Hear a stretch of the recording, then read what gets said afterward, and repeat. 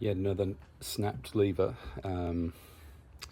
Clearly it's time to get some bark busters on this thing, but seeing as I made a video of replacing the brake lever, I figured that might as well replace the clutch lever as well. So pretty simple looking effort again. This is the one that I bought off AliExpress. As you can see, I mean it's just identical to the OEM one. You know, perhaps that rivet there is not blind-headed. It's the other way up. It doesn't have the official branding on it, but in my book they must have cast that from the same cast. It's got the sensor switch on the bottom, which is a bit different than the brake lever, of course. Yes, there is a sensor underneath here, which allows you, this one, which allows, or tells the bike when it's, whether it can start when it's in neutral. Oh, that's my understanding anyway. So I think the job is just remove this bolt, nut, whatever the hell, and I'll get back to that. So here, hopefully you can see this is the nut that needs to come off. It's kind of like a thin pressed metal thing. This is the sensor, just to the rear of it. Sorry, actually it's to the center of the bike, not to the rear.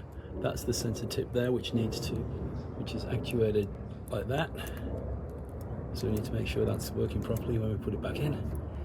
And of course there's the actual clutch activation there as well.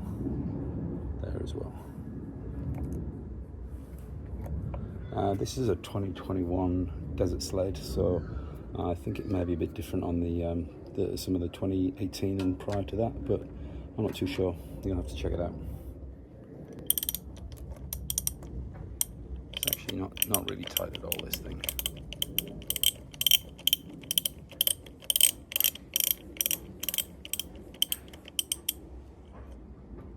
Okay, let's do the rest by hand.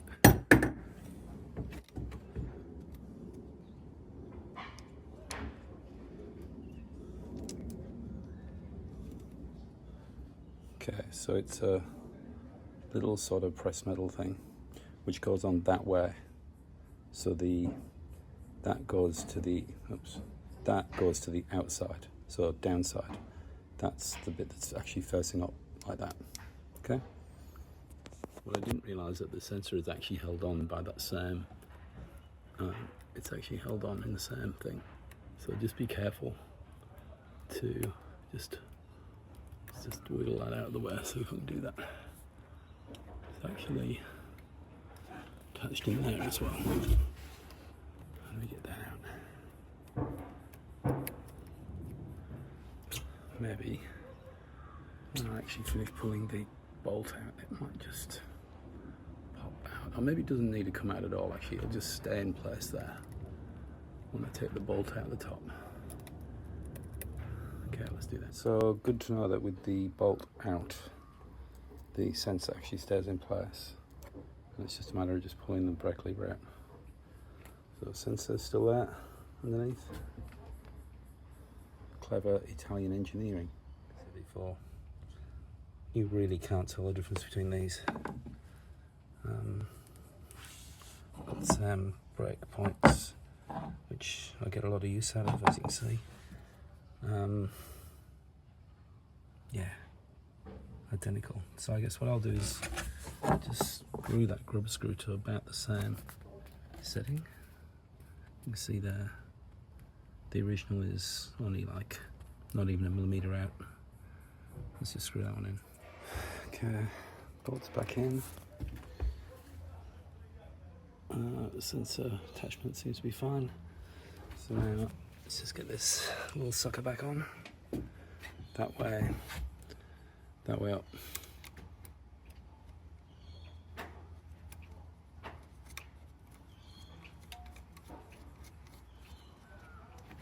And to just check to see that that sensor switch is going to hit.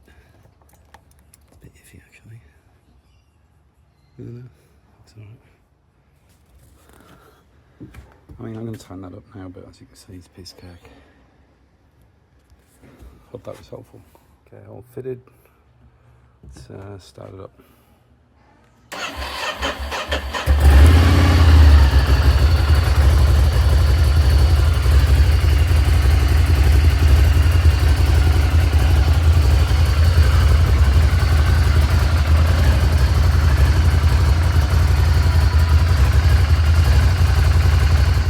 All done, one there. One from a couple of months ago back there. Time to go and get some bark busters so this doesn't happen again. Take care.